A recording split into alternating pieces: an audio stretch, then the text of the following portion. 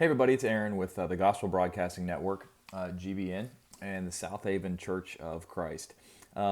This is our third lesson on the book of Daniel. In the first lesson, all these lessons are on our YouTube, so just let us know if you want us to give you the link so that you can go to the YouTube and watch these earlier lessons. This is the third lesson. The first lesson we covered Daniel chapter 1 through 4. All right, Daniel chapter 1 is where the deportation, one of the three from Babylon from Jerusalem into Babylon. Chapter 2, we had the vision, Nebuchadnezzar's dream of the statue that Daniel interpreted and said it was going to be four kingdoms. It was going to be Babylon, Medo-Persia. After that, it was going to be Greece. And then we're not given the fourth kingdom, but we know that it's from Rome. The third chapter of Daniel, which is in the first lesson, we talked about Shadrach, Meshach, and Abednego in the fiery furnace. And then in chapter 4, we talked about Daniel's second dream. I think that is where we started in the second video. We got about halfway through chapter 7. If you go back and watch lessons 1 and 2 on YouTube, you'll see why we did it in the order that we did it in. Chapters 1 through 4 are in chronological order, but then it actually skips. So we're doing it in chronological order. Chapter 5 starts in the last year of Belshazzar's reign, but chapter 7 is in the first year of his reign, and chapter 8 is the third year. So we go Daniel chapters 1 through 4, then we skip to chapter 7, chapter 8, and those are the two chapters we're going to finish on today.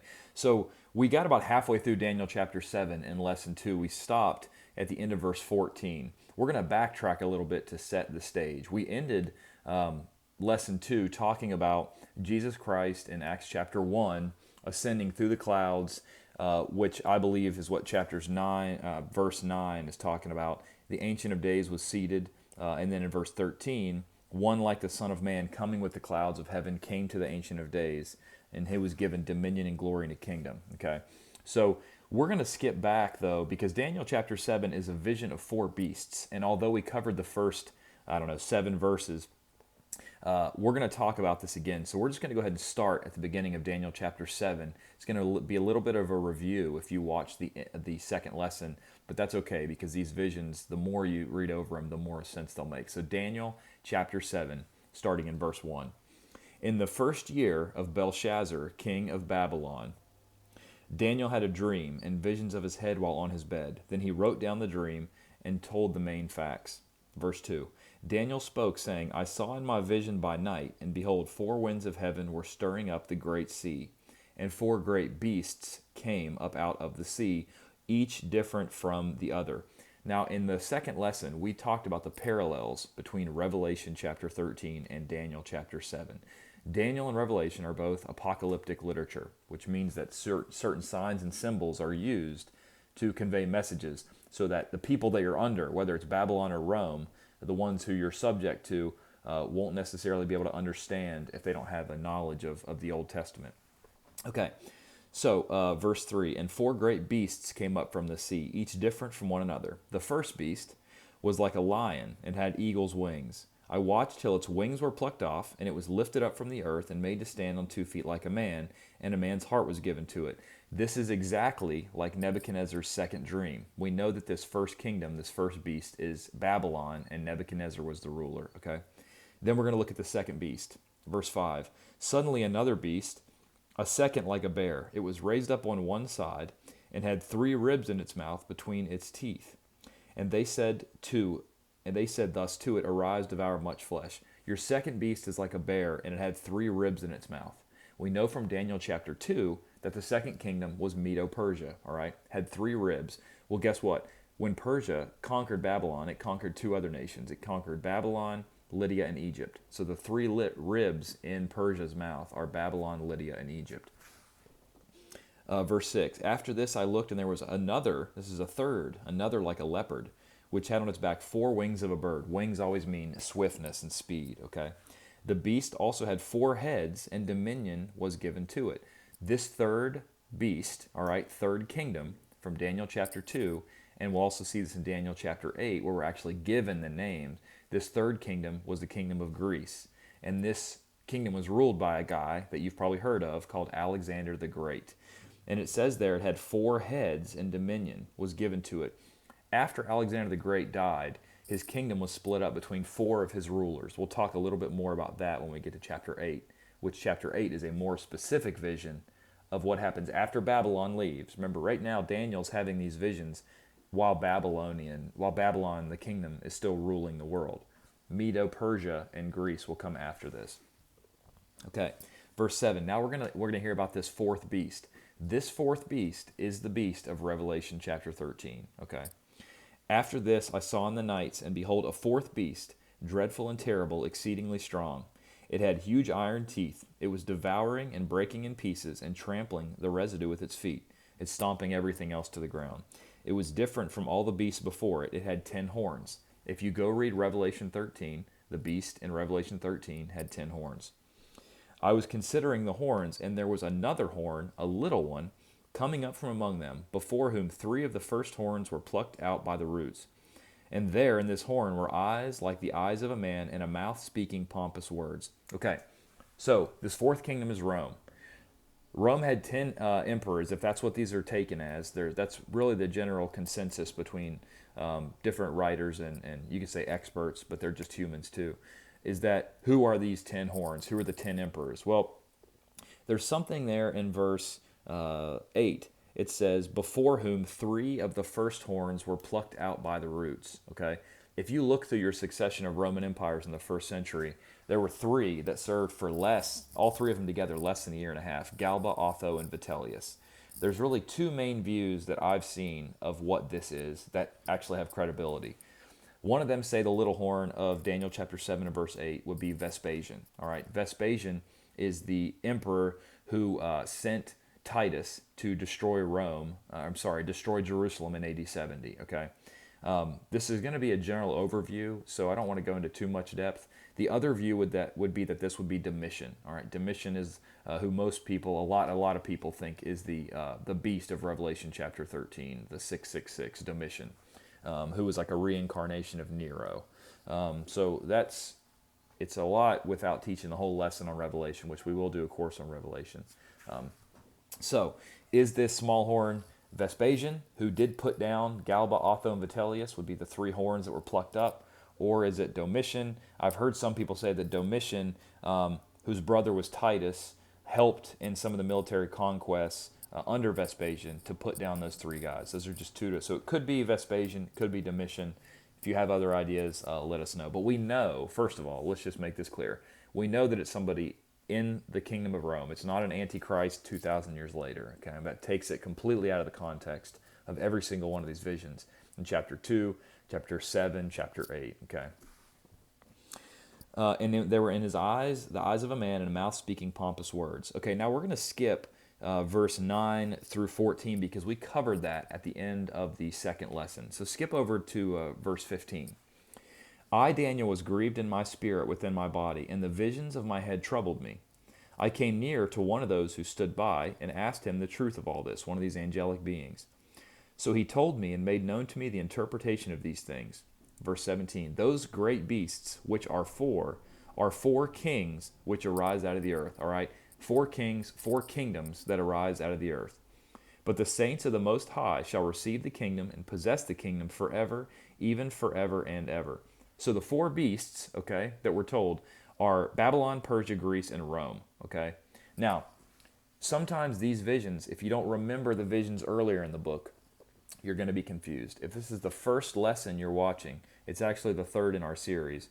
Go to our YouTube, send me a link, I'll send you it, and you can go watch lessons 1 and lesson 2. But in Daniel chapter 2, we're told about 4 kingdoms, and during the days of the 4th kingdom, Rome, that a kingdom would be set up that would never be destroyed. Okay, well, that's talking about the church. All right, the church of Christ was set up in the days of the Roman Empire. So if we look at verse 18, but the saints of the Most High will receive the kingdom and possess the kingdom forever, even forever and ever. Whatever we pick as who this is referring to has to fit the context of the rest of the chapter. So we're going to keep reading and try to figure out, are these saints talking about the Jews, okay, the holy people at the time who Daniel was a part of? Is it talking about Christians? Different people take different stances, but let's keep reading. Verse 19, then I wish to know the truth about the 4th beast. Daniel says, look, I want to know who this 4th beast is. which was different from all the others, exceedingly dreadful, with its teeth in iron and its nails of bronze, which devoured, broke in pieces, and trampled the residue with its feet. And the 10 horns that were on its head, and the other horn, all right, that's that little horn that we talked about in Daniel chapter 7 and verse 8, which came up, before which 3 fell. Namely, that horn which had eyes and a mouth, which spoke pompous words, whose appearance was greater than its fellows. Some people would say this is Domitian, because he seems to be a good fit for the beast of Revelation. Some people would say this is Vespasian, because Vespasian is the one who was emperor, who took up Galba, Otho, and Vitellius. Okay, he put them down in like a civil war. And then he sent his son, Titus, to destroy Jerusalem in AD 70. So if those holy people are the Jews, then this would be Vespasian sending Titus to destroy Jerusalem in AD 70. Let's keep reading.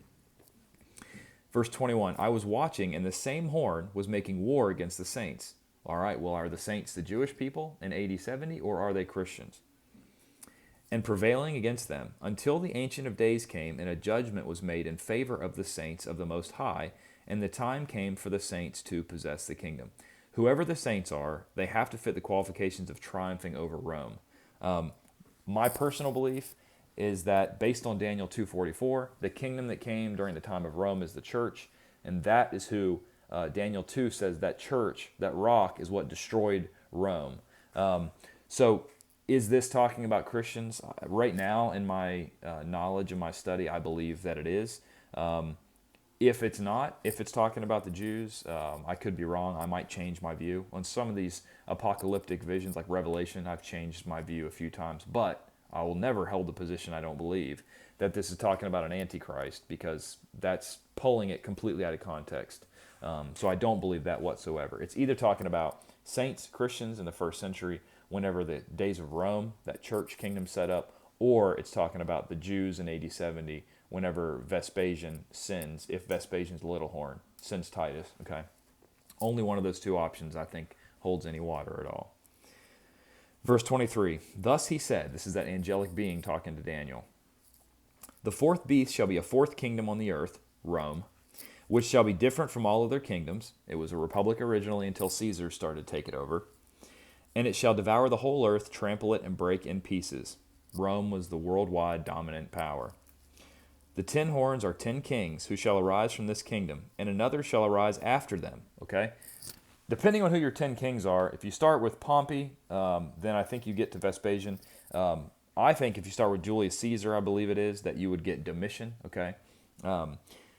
He shall be different from the first ones. He shall subdue 3 kings. Okay? This is where some people say, well, Vespasian put down the 3 emperors, Galba, Otho, and Vitellius. All right? Some others that I've said that I think could be correct say, well, Domitian was helping his brother Titus under Vespasian, okay, to put down. So it could go either way. He shall speak pompous words against the Most High. He shall persecute the saints of the Most High, and shall intend to change times and laws. I know that Domitian changed the name of some months during his time in Rome. He changed September to Germanicus and October to Domitianus, I think. And the saints will be given into his hand, okay? Whoever it is, whether it's Jews or Christians, are going to be persecuted heavily for a time, times, and half a time. Revelation 11:2, 11:3, and 12:4 use terms like this. Sometimes it says times, and half a time. Sometimes it says 42 months. Sometimes it says 1,260 days. All right, that's all 3.5-year periods, which means basically a short time of persecution. Jesus's mission, Jesus's time on earth, his ministry period was 3.5 years. Some people would say this is a reference to the destruction of Jerusalem in AD 70. Some people say it's corresponding with Revelation, the time the Christians are going to be persecuted. Some people even say it's the 300 years until Constantine would come and basically make Christianity the official religion of Rome. That's all 3 different views. All 3 views are held by men that I respect and think are really great teachers of truth. So, now this is not talking about some mid-tribulation period, all right? This is not talking... It's for the idea that this is some tribulation way in the future. That makes no sense with the New Testament, because John in Revelation chapter 1, I believe verse 9, says he's the partner in the tribulation in the kingdom. The tribulation was already happening in the first century 2,000 years ago, okay? The idea that some 7-year tribulation in the future is completely contrary to the teachings of the Bible. The Antichrist is not even mentioned in Revelation. So I know that's out there taught a lot, but you have to use books other than the Bible to teach that, or twist a lot of these prophecies completely, just twist them up to get that stuff. Okay, verse 26, but the court shall be seated, and they shall take away dominion, his dominion. All right, whose dominion? The one who's persecuting the saints. I believe it's talking about Rome. To consume and destroy it forever. Then the kingdom and dominion and the greatness of the kingdoms under the whole heaven shall be given to the people, the saints of the Most High. Does this fit the Jewish people of AD 70? No, because the Jewish people, their kingdom was destroyed. They didn't possess it. His kingdom shall be an everlasting kingdom. Does this fit the Jewish kingdom in AD 70? No. To me, verse 27 fits the church in the first century. That's the whole message of Revelation. Daniel 2:44, when that kingdom is set up in the first century, during the days of Rome, the church, it's going to crush all other kingdoms, and eventually the church did conquer Rome. And all dominions shall serve and obey him. Who? God. Okay? So you could really take this chapter and make it apply to Vespasian and the destruction of Jerusalem in AD 70, or I believe Domitian and the destruction or the persecution of the Christians in the first century, which is what I believe Revelation is talking about. So either one of those two views I think are legitimate, but study it more. Make sure you're studying your Bible and not some book written by a man. I've read so many books by men that are just, the things they say are not based in Scripture whatsoever. All right, so read the book of Daniel over and over and over. Don't read some guy's book, okay? Verse 28, this is the end of the account. As for me, Daniel, my thoughts greatly troubled me, and my countenance changed, but I kept the matter in my heart. Most likely Daniel's about the age of 63 now, okay? If he was taken at the age of 17 into Babylon, a long time has passed. A lot of rulers have come and gone. Nebuchadnezzar ruled. After Nebuchadnezzar, it would have been, there would have been a whole succession of Nebuchadnezzar, then his son evil Merodach, then Neriglissar, then Laborosarkod, and then Nabonidus and Belshazzar, okay? So we looked at the beginning of Daniel chapter 7 in the first year of Belshazzar, okay? Now the beginning of Daniel chapter 8 is, we're going to go from chapter 7 to chapter 8, okay? Because chapter 8 starts in the third year of the reign of King Belshazzar, okay? Chapter 7, in the first year of Belshazzar. Chapter 8, the third year. And then we're going to go back to chapter 5, because chapter 5 is the last year of his rule, okay? So Daniel chapter 8, this is another vision. In the third year of the reign of King Belshazzar, King Belshazzar is the last king of Babylon, okay? He's actually a prince. A vision appeared to me Daniel. After the one that appeared to me the first time, okay, so after the vision we just talked about, I saw in the vision, and so it happened while I was looking, I was in Shushan, the citadel. Now this is in his vision, he's in Shushan, the citadel, which is in the province of Elam. And I saw in the vision, I was beside the river Ulai, okay? So he's in a vision beside the river Ulai. Then I lifted up my eyes and saw, and there was beside the river a ram, which had 2 horns, okay? And the 2 horns were high, but one was higher than the other. These 2 horns are Medo-Persia, okay? The Persian Empire was made up of the Medes and the Persians, okay? And the higher one came up last. I saw the ram pushing westward, northward, and southward. No animal could withstand him, nor was there any that could deliver from his hand, but he did according to his will. Now this ram is Persia, okay? Persia was the ruling, that's where it says it goes north or east, west, all this, and nothing could subdue him, because at this time Persia, Medo-Persia, is ruling the world, okay? But here's going to be this next kingdom that comes to fight with him. Verse 5. As I was considering, suddenly a male goat came from the west, across the surface of the whole earth, without touching the ground. And the goat had a notable horn between his eyes. He came to the ram that had 2 horns, which I had seen standing beside the river, and ran at him with furious power. And I saw him confront the ram. He was moved with rage against him. He attacked the ram and broke his 2 horns. There was no power in the ram to withstand him, but he cast him down to the ground and trampled him, and there was none that could deliver the ram from his hand. All right, so let's summarize this. There's a ram and there's a goat, all right? The ram has 2 horns. The goat has 1 horn. The ram is Persia, all right? And the nation that came after Persia and destroyed Persia and took over is who this goat represents with 1 big horn, all right? That horn is Alexander the Great, all right? So the Grecian Empire, led by Alexander the Great, is the kingdom in world history that came after Babylon, then Persia ruled, and then Greece destroyed Persia. Okay, so these visions are stuff that made sense to Daniel and happened within a couple hundred years of Daniel's life. This is not something that's talking about thousands of years in the future, okay? And we're going to see that because in chapter 8, we're actually going to be given the names of these nations. So we'll skip down real quickly just so you can see I'm not making this stuff up. In Daniel chapter 8 and verse 20, the ram which you saw having two horns, they are the kings of Media and Persia, all right? So at the beginning of chapter 8, this vision you have is a ram and a goat, okay? So you see that the ram is basically stomped and defeated by the goat. And you say, okay, well, who are the ram and the goat? Well, the Bible gives us that in chapter 8 and verse 20. We'll read it again. The ram which you saw, having two horns, I said those are the kings of Media and Persia, your two horns. And then verse 21, the male goat is the kingdom of Greece. The large horn between its eyes is the first king. That is Alexander the Great. This is a prophecy of something that's going to happen. You know, this vision is probably about 550 BC because it's during the time of the third year of Belshazzar, which is the last king of or prince of Babylon. Alexander the Great didn't rise till 336 BC. So Alexander the Great rose about 214 years later. So this is a prophecy of something that's going to come to happen 214 years later. All right. So the goat, Alexander the Great, is going to defeat the ram, Medo-Persia. And then, of course, Greece ruled the world. Verse 8. Therefore the male goat grew very great.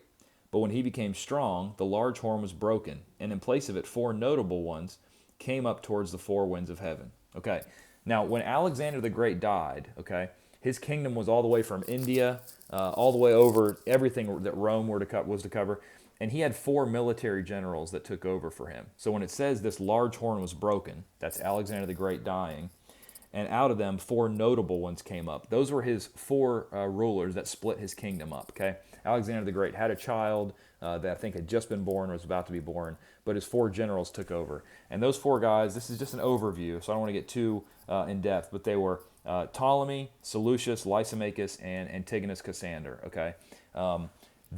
Two of these guys are going to become the Seleucid Empire and the Ptolemaic Empire. Ptolemaic was Egypt, Seleucid was Syria.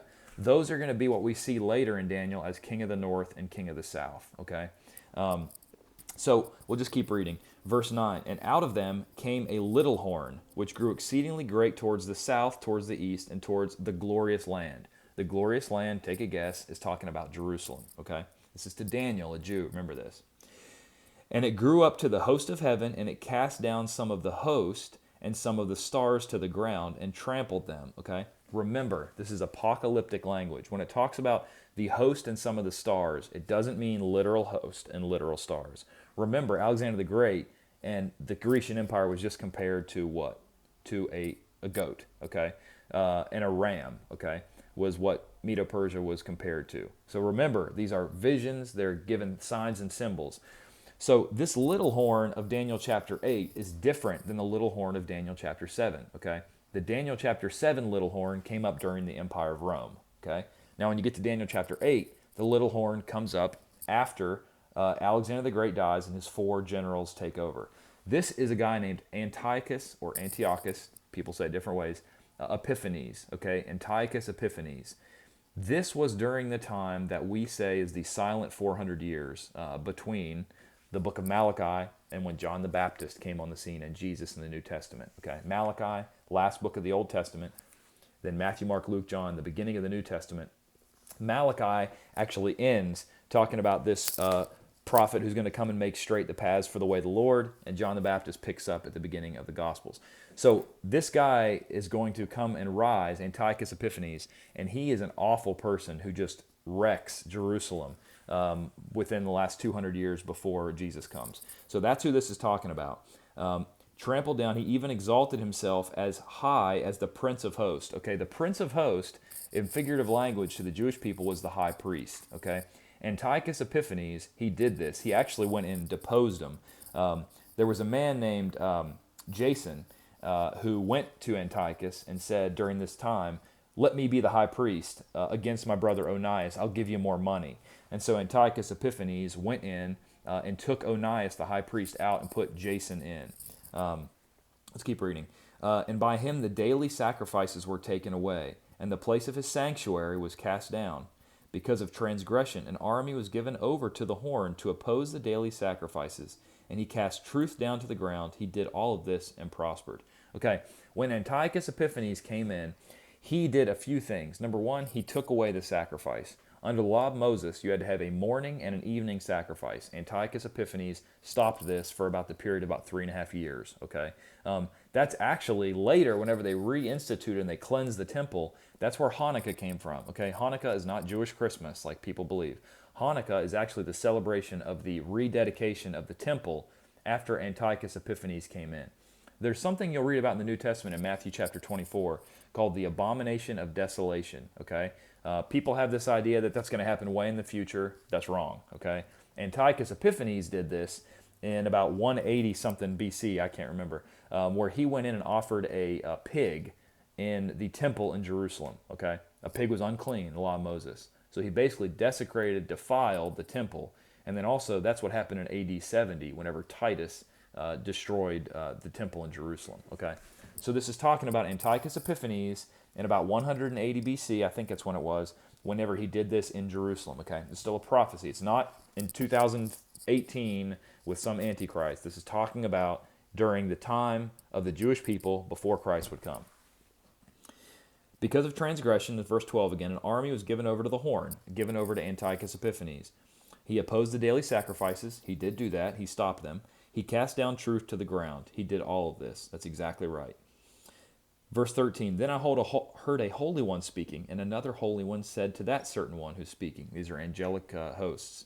How long will the vision be concerning the daily sacrifices and the transgression of desolation, or the abomination of desolation, the giving of both the sanctuary and the host to be trampled underfoot? Probably two angels having a conversation. Feast of dedication. Yes, that's what that's talking about. Good job. That's where Hanukkah, okay, that's when they rededicated the temple after Antiochus Epiphanes destroyed, did all kinds of awful stuff. Josephus writes about how horrible it was, but he offered a pig in the temple in Jerusalem.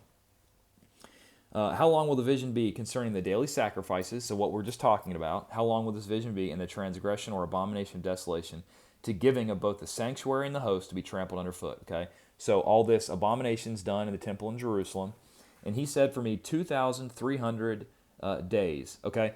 Depending on what translation you have, I'm reading from a New King James right here. 2,300 days, okay? The actual original actually says 2,300 evenings and mornings, okay? In the Bible, an evening and morning can mean a day, okay? Evening and the morning was the first day, Genesis, all right? It's also, I believe in this one, talking more specifically about the sacrifices. It's talking about, it says there in verse 12, how long concerning the daily sacrifices? How long concerning the daily sacrifices? Well, 2,300 days, or 2,300 evenings and mornings would be 1,150 days, okay? That's how long? 3 years, okay? Then the sanctuary shall be cleansed.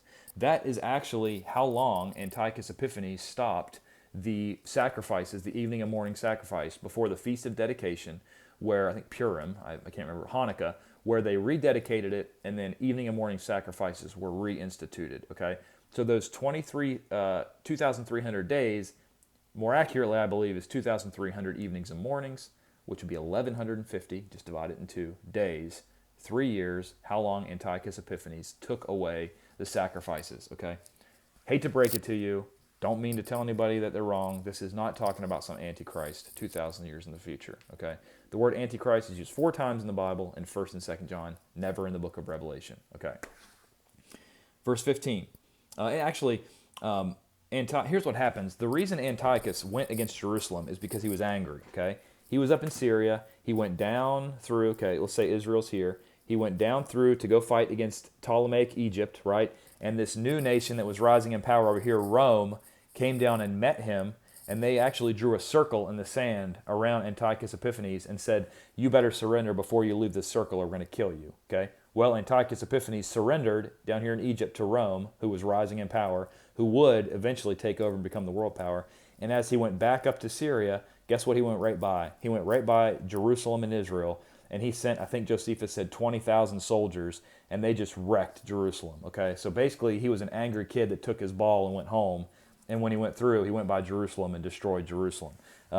That led to what's called the Maccabean Revolt, all right, where Judas Maccabeus, their father Eleazar, actually killed a guy, and then the 5 sons led by Judas Maccabeus led the Maccabean Revolt, which you can read about in 1st and 2nd Maccabees, which are good historical books. They're not inspired, although certain churches put them in their canon. They're historical books, but they teach some doctrines that contradict the rest of the Bible, so we know that they're not inspired, and they don't belong in the canon. And the Jews didn't recognize them either. So, okay. So verse 15, Gabriel interprets this vision.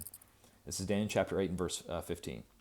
Then it happened, when I, Daniel, had seen the vision and was seeking the meaning, so Daniel's trying to figure out what all this means, that suddenly there stood before me one having the appearance of a man, and I heard a man's voice between the banks of the Uli, who called and said, Gabriel, make this man understand this vision. Gabriel is one of the 2 archangels we read about in the Bible are given the names, Gabriel and Michael, okay? Verse 17, so he came near where I stood, and when I came I was afraid and fell on my face. But he said to me, understand, son of man, that the vision refers to the time of the end. The end of what, okay? Keep it in context. Not the end of the world, the end of what? What's he trying to understand this vision? Look back up in verse 13. The question was, how long will the vision be concerning the daily sacrifices and the transgression or the abomination of desolation, the giving of both the sanctuary and the host to be trampled underfoot? This is not the end of time. It's the end of this vision that Daniel's having. The explanation is for the vision, not for the end of the world, okay? Verse 20. So he's giving this interpretation of the end of this vision. The ram which you saw having 2 horns, they are the kings of Media and Persia, okay? He's saying, look, it's not some one world order 2,000 years in the future. He's talking about Media and Persia, who came after Babylon, and then Greece, okay? 8:20. The ram which you saw having 2 horns, they are the kings of Media and Persia. Very simple. And the male goat is the kingdoms of Greece. Keep it in context. This is hundreds of years before Christ. The large horn between the eyes is the first king. That's Alexander the Great. As for the broken horn and the 4 that stood up in its place, 4 kingdoms will arise out of that nation. What nation? The nation of Greece. But not with its power. They won't be as strong. These 4 leaders won't be as strong as Alexander the Great was. And in the latter time of their kingdom, the Grecian kingdom, when the transgressors have reached their fullness, a king shall arise. This is Antiochus Epiphanes, because he fits all the characteristics. And Josephus even wrote and talked about it was him. Having fierce features, who understands sinister schemes, his power shall be mighty, but not by his own power. Okay? We'll see some things in Daniel that give us a glimpse into what I believe is referring to a spiritual world that we can't see, right? We're going to see later about an angel saying he has to go fight with the prince of a nation, okay? We're led to believe, now we don't have a lot of information, we got to be careful not to speculate, that there is something going on with the rising and falling of nations where there are evil forces and good forces, okay? So I believe not by his own power. There's someone else helping these evil rulers, okay? I'll give you one guess. It starts with an D and ends in Evil, or S and Aten. He shall destroy fearfully and shall prosper and thrive. He shall destroy the mighty and also the holy people. Okay, the Old Testament, the holy people, talking about the Jews. Through his cunning he shall cause deceit to prosper under his rule. He shall exalt himself in his heart. He shall destroy many in their prosperity. He shall even rise against the prince of princes. Okay, keep it in context. Okay, the prince of princes can't be Jesus because Jesus hasn't come onto the scene yet. Okay, this is hundreds of years before Jesus comes onto the scene. The prince of the princes, up from verse 10 of chapter 8, the host of the stars, the high prince of the host. Of the Jewish people, in figure of language, this would be the high priest. Okay, he shall even rise against the prince of princes, the high priest. Antiochus Epiphanes did this. He changed the high priest. It was Onias. He changed it to a guy named Jason, who was his brother. But he shall be broken without human means. Antiochus Epiphanes in 164 died from disease, okay? He was broken without human means. He wasn't killed like a lot of the military leaders were back then. This is when it was rededicated and the Hanukkah, the Festival of Lights, was instituted. Not Jewish Christmas. It's the Feast of Dedication, the rededication of the temple, Hanukkah. Verse 26, and the vision of the evenings and mornings which was told is true. Therefore seal up the vision, for it refers to many days in the future. Many days in the future, seal it up. He says, look, it's not going to happen tomorrow, okay? Babylon, if you look at the beginning of chapter 8, verse 1, this is in the third year of Belshazzar's reign. This is still prophesied. What's being prophesied is 300 years in the future. Okay, we're still, beginning of chapter 8, we're still in 550 BC or so. Okay, and this is all going to happen like 300, 400 years later. Babylon is still in power, and this is talking about after Persia and after Greece. Okay, so that's what it means, seal it up. It's for many days in the future. Okay, now verse 27. And I, Daniel, fainted and was sick for days. Afterward I arose and went about the king's business. I was astonished by the vision, but no one understood it. Okay, that's the end of chapter 8. But remember, Daniel is not in chronological order. Look at Daniel chapter 8 and verse 1, the beginning of this chapter we just read. In the third year of the reign of King Belshazzar. Okay, remember Daniel 7, we did that before. In the first year of Belshazzar. Now we're going to go back to chapter 5. If you're wondering why would we go 1, 2, 3, 4, 7, 8, 5. It's because 7 is in the first year of Belshazzar. 8 is in the third year of Belshazzar. But then if you go back and look at chapter 5, it is in the last year of Belshazzar. Okay? In Daniel chapter 5, we're going to read about Belshazzar being killed and the Babylonian Empire being taken over by the Medes and the Persians. Okay? So, video 1, which is on our YouTube, we did chapters 1, 2, and 3. Video 2, we did chapter 4. Then we skipped to chapter 7 because that's next chronologically. We just did chapter 7 and 8 in this video, and now we're going back to chapter 5, Daniel chapter 5. Okay.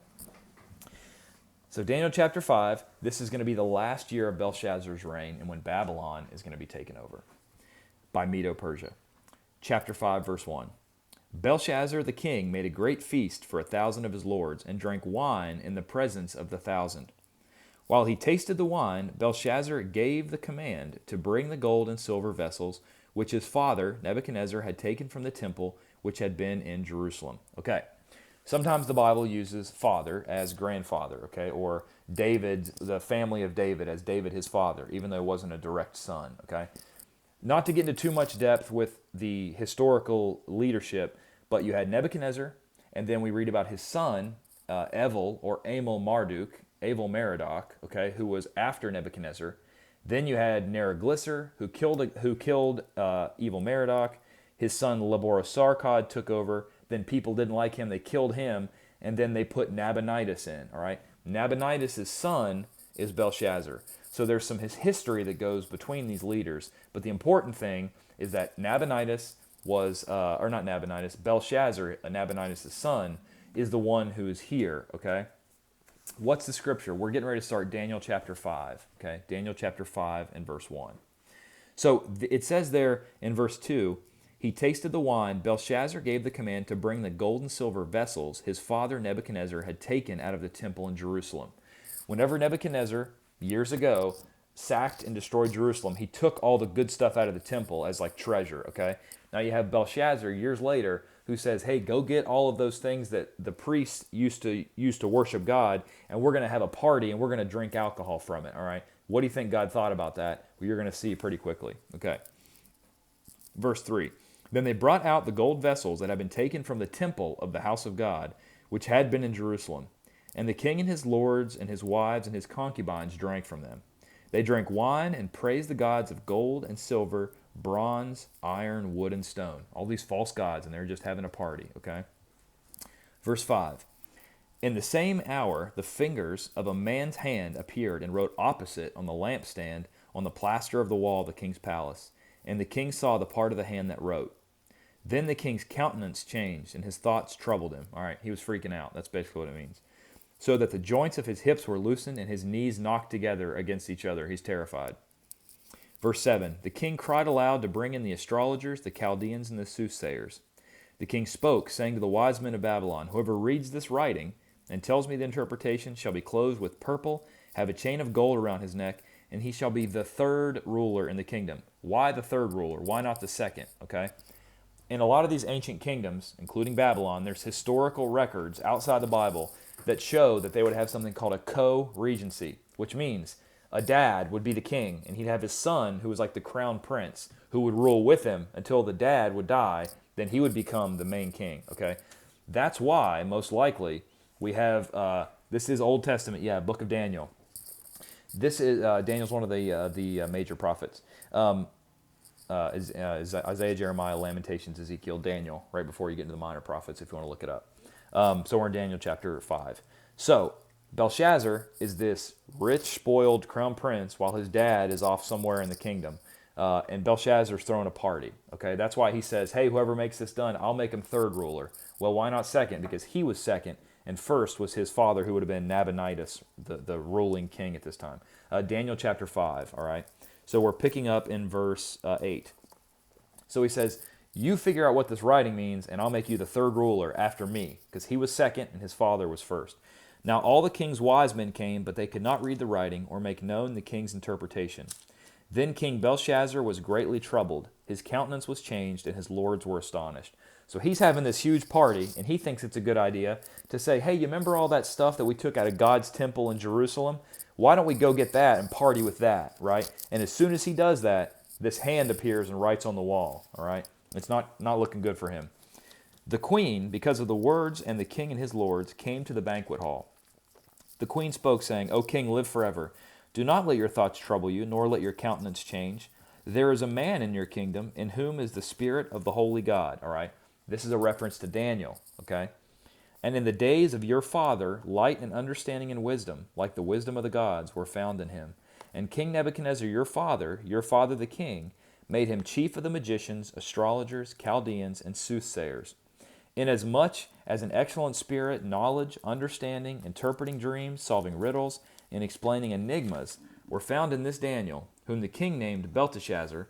Now let Daniel be called, and he will give you the interpretation. Okay, this is a long time since Daniel chapter 2 and 3 and 4, where Daniel interpreted King Nebuchadnezzar's dreams. Daniel's probably about 70 to 80 years old now, okay?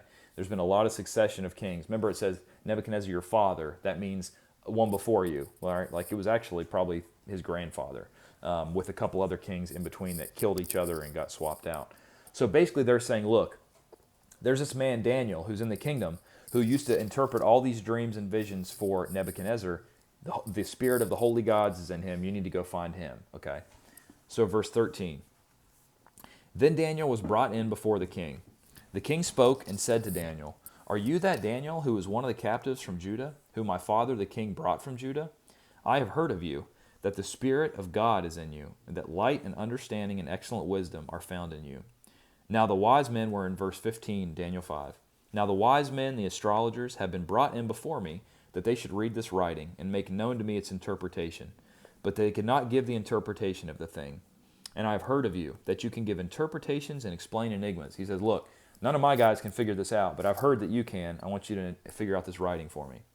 Now if you can read the writing and make known its interpretation, you shall be clothed with purple and have a chain of gold around your neck, and shall be the third ruler in the kingdom. Why the third ruler? Because he was second, and his father was most likely Nabonidus, who was the king of kings. Belshazzar was the crown prince, and then whoever figured the vision would be third. Then Daniel answered and said before the king, Let your gifts be for yourself and your rewards to another. He says, I don't want your stuff, all right, but I'll answer your question. Yet I will read the writing to the king and make known to him its interpretation. Verse 18. O king, the Most High God gave Nebuchadnezzar your father a kingdom and majesty and glory and honor. And because of the majesty he gave him, all peoples, nations, languages trembled and feared before him. God put Nebuchadnezzar in control. Whomever he wished, talking about Nebuchadnezzar, he executed. Whomever he wished, he kept alive. Whomever he wished, he set up. And whomever he wished, he put down. But when his heart, Nebuchadnezzar's heart, was lifted up, we read about this in chapter 4, and his spirit was hardened in pride, he was deposed from his kingly throne, they took his glory from him. Then he was driven from the sons of men, his heart was made like the beasts, his dwelling was with the wild donkeys. They fed him with grass like oxen, his body was wet with the dew of heaven, till he knew that the Most High God rules in the kingdoms of men, and he appoints over it whomever he chooses. This is a reference back to Daniel chapter 4, all right? Aaron's brother was Moses, if that's what you're talking about. That's completely not what we're talking about now, but I hope that helps, sorry. So if you go back to Daniel chapter 4, there was a vision of Nebuchadnezzar. It was a tree, it was going to be cut down, and it was going to be bound with a band of iron, okay? Then it says, look, this is a man who's going to be basically driven from men. He's going to act like an animal. In psychology, you can actually look this up. It's called boanthropy, Boantropy, boanthropy. It's when basically a human acts like an animal and eats grass, and that's what Nebuchadnezzar has. If you look up a psychology handbook, Nebuchadnezzar is the example of this, okay? So, he's saying, look, all this stuff happened to Nebuchadnezzar. Verse 22, but you, his son Belshazzar, have not humbled your heart, although you knew all this. You knew all the stuff that happened to your grandfather, okay? It says father, but remember it means one of his relatives. You knew all this, but you've lifted yourself up and you're arrogant. You've lifted yourself up against the Lord of heaven. They've brought the vessels of his house before you. You and your lords, your wives and concubines, have drunk wine from them. You guys are having a party with God's holy stuff. And you've praised the gods of gold and silver, bronze and iron, wood and stone, which do not see, hear, or know. And the God who holds your breath in his hand and owns all your ways you haven't glorified. Then the fingers of the hand were sent from him, and this writing was written. And this is what the inscription said on the wall. Mene, mene, tekel, upharsin. What's that mean? Daniel's about to tell him. This is the interpretation of each word. Mene, God has numbered your kingdom and finished it. Tekel, you have been weighed in the balances and found wanting. It was there twice. You've been weighed in the balances and found wanting. Perez, your kingdom has been divided and given to the Medes and the Persians. Then Belshazzar gave the command. They clothed Daniel with purple, put a chain of gold around his neck, made a proclamation that he should be the third ruler in the kingdom. Why did Daniel, first of all, accept this stuff? Well, Daniel just said your kingdom was about to be taken, all right? And verse 30 tells us when. And this is even cooler. This is a cool part of the story that when a lot of people read through Daniel, they completely miss. That very night, Belshazzar, king of the Chaldeans is Babylon, was slain. And Darius the Mede received the kingdom, being 62 years old. Okay, Daniel says, verse 30, that very night the king of the Chaldeans was slain. Okay, during this whole chapter of chapter 5, where they're having this party, something else is going on outside the walls of Babylon that they don't even know what's going on. Okay, Babylon was one of the greatest cities in the world. Okay, it had 300-foot high walls, 75 feet thick. They could take 3 chariots and drive them side by side on top of the walls, okay? It was one of the most beautiful cities of all time as far as in that area. It was impregnable, okay? Which means you couldn't attack it militarily. Why? Because the river Euphrates actually ran around the city of Babylon and even through it. I don't know how they built it, but they had a 200-foot thick moat, okay? Back then, if you wanted to take over a city, you had to get a battering ram to try to knock through the walls or build a siege mound, which is where if the wall's this high, you'd throw dirt until you had a mound where you could go up over the walls into the city, okay? You couldn't do that in Babylon because they had a 200-foot moat surrounding it, okay? Now, you could put 20 years of food in Babylon, okay? It was a city, if you try to siege it, Babylon could sit back for 20 years and let you try to attack them. They had so many resources. And now, this is a prophecy. In 605, you had the first deportation of people taken to Babylon, okay? In 605, you also had a man named Jeremiah, who is another prophet in the Old Testament. I want to read you some of the things Jeremiah prophesied. This is in 605, okay? Babylon didn't fall until, 539, actually, I think is when Persia took them over, okay? So this is 60 to 70 years before, whenever Babylon is at the height of their power, whenever they're about to destroy Jerusalem. This is what Jeremiah writes. Jeremiah wrote, in Jeremiah chapter 50 and verse 51. If you want to go read these prophecies, write down Jeremiah 50 through 51. I'm just going to read you a couple verses I have written down in my notes. Jeremiah 50 verses 17 and 18 said that God was going to punish Babylon. How was he going to punish them? In Jeremiah 51 and 1, it says they're going to be taken by the Medes and the Persians. Jeremiah 51:36, they were going to dry up her sea. All right, well, what was Babylon surrounded by? It was surrounded by water, the Euphrates River. Chapter 50 and verse 38 of Jeremiah says there will be a drought upon her waters. Jeremiah 51 verses 39 and 57, this will be on YouTube if you want to go back through and watch or listen and pause it. Jeremiah 51 verses 39 and 57, that her guardians would be drunken and they would sleep a perpetual sleep. All right, this is all prophesied 60 years before Babylon would fall during the time of Jeremiah, right? Remember it said in the prophecy that their guardians would be drunken and they would sleep a perpetual sleep. What do you think sleep a perpetual sleep means? It means they're going to be killed, okay? So basically what happened is in October of 539 BC, basically the kings of the Medes and Persians were looking at Babylon, trying to figure out how to destroy it. And they saw the rivers, the waters running under the walls, okay, and around the city. They had this idea that they were going to divert the river Euphrates into this big giant valley lake basin, right? And they did that. So basically what they did is they had all their soldiers dress up like drunken partiers, okay? And they waited where the river met the walls. And they diverted the river, and the river flew into this big valley, okay? And then as soon as the river waters were diverted, the Medes and Persians, dressed up like drunken partiers, they went under the walls into the city of Babylon. And that is what happened. And they were during the partying, the drunken stupor were the guards. That was the party of Daniel chapter 5. So while Daniel chapter 5, they're having this big party, drinking from God's holy things, thinking they're living it up, and they can't be conquered, outside the city, you've had this plan that was prophesied of the Medes and Persians diverting the river. They come up under the wall, they go in, and that's when chapter 5, verse 30, that very night Belshazzar, king of the Babylonians or the Chaldeans, was slain, and Darius the Mede received the kingdom, being 62 years old. Okay, Cyrus was the king of Persia. He appointed Darius as a governor. Okay, and that's how chapter 5 ends. Okay, as we move into chapter 6, I don't know how much time we got left. Can you guys see on your screen how long the video's been going? All right, whatever. We'll just keep going. Daniel chapter 6 is what you know as the Daniel in the lion's den, okay? We probably won't get through this chapter before we'll get cut off, but we'll just keep going. These videos, send us a link. They're on our YouTube. I can send you a link to the YouTube. You can watch lessons 1 and 2. I see my wife with the cry faces. That's funny, Jamie. Thank you. I love you. All right, chapter 6.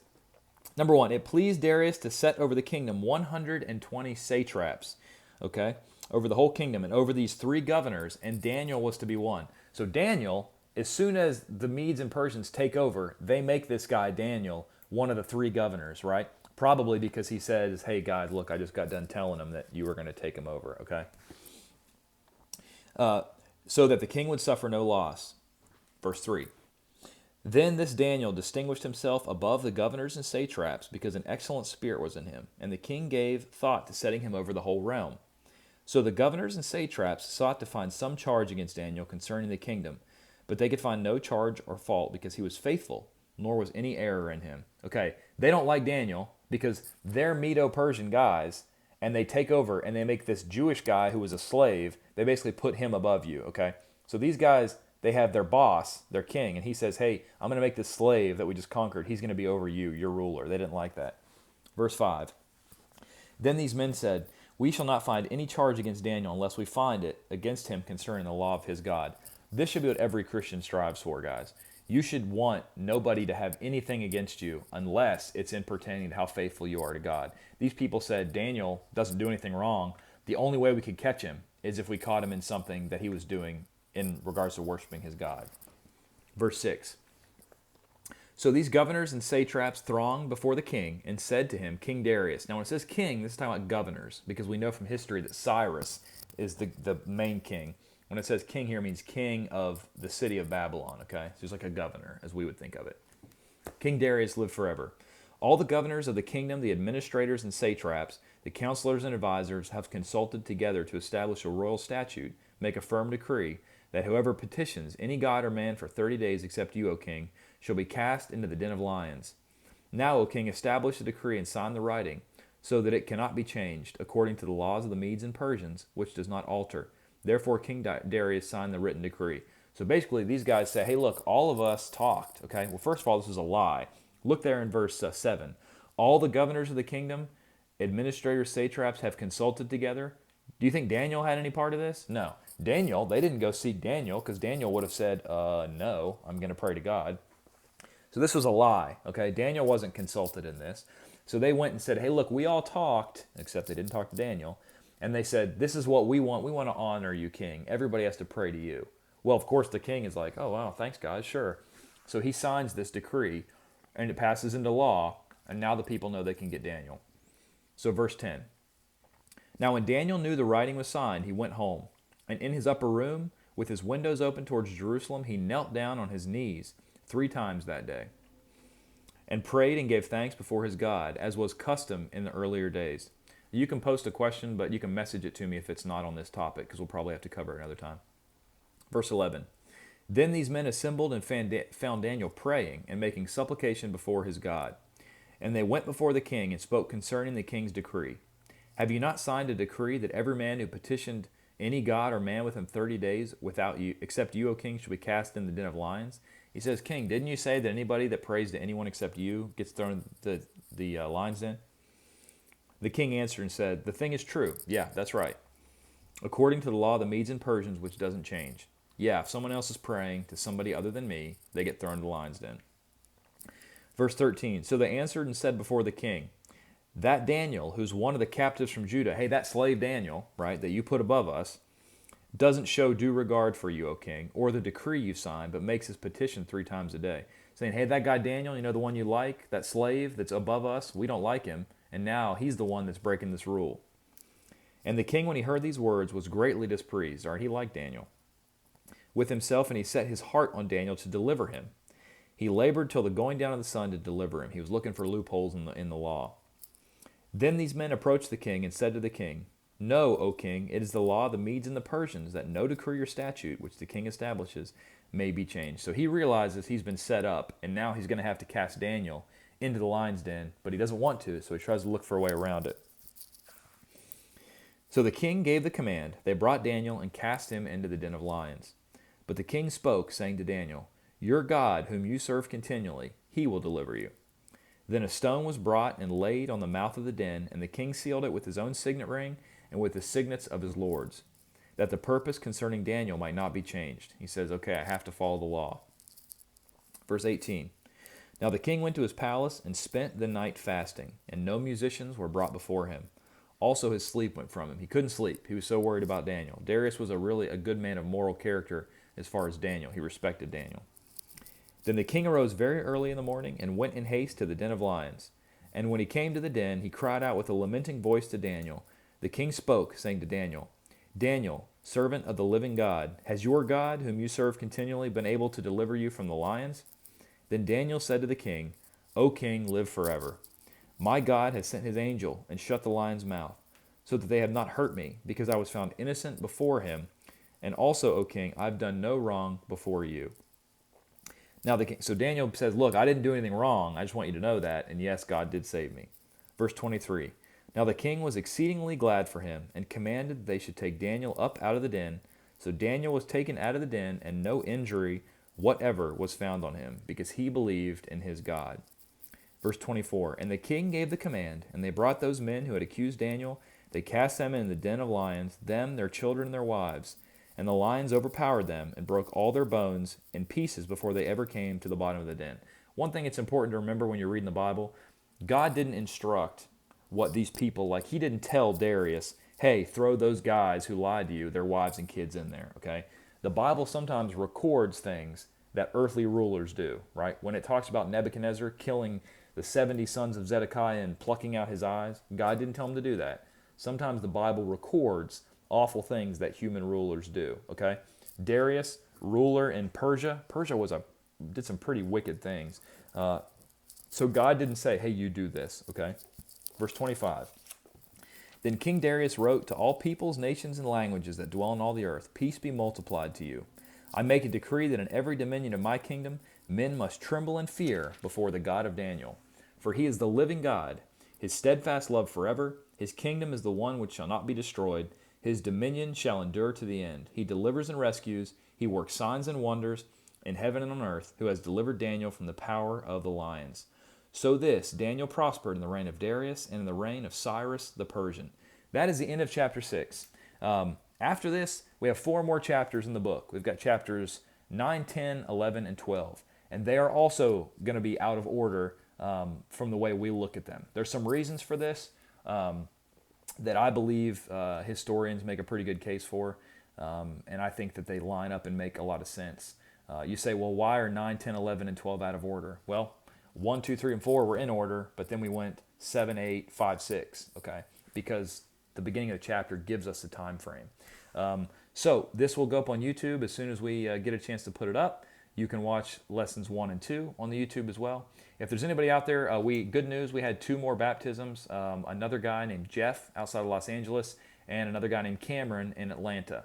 So no matter where you are, if you want to become a New Testament Christian, not a member of any denomination, but you do what they did in the Bible, you need to hear the gospel, believe it, repent of your sins, confess Jesus, and be baptized for the remission of your sins to be added to the one church you read about in the pages of your New Testament. If you need help with any of that, message us. Have a good day, guys. See you later.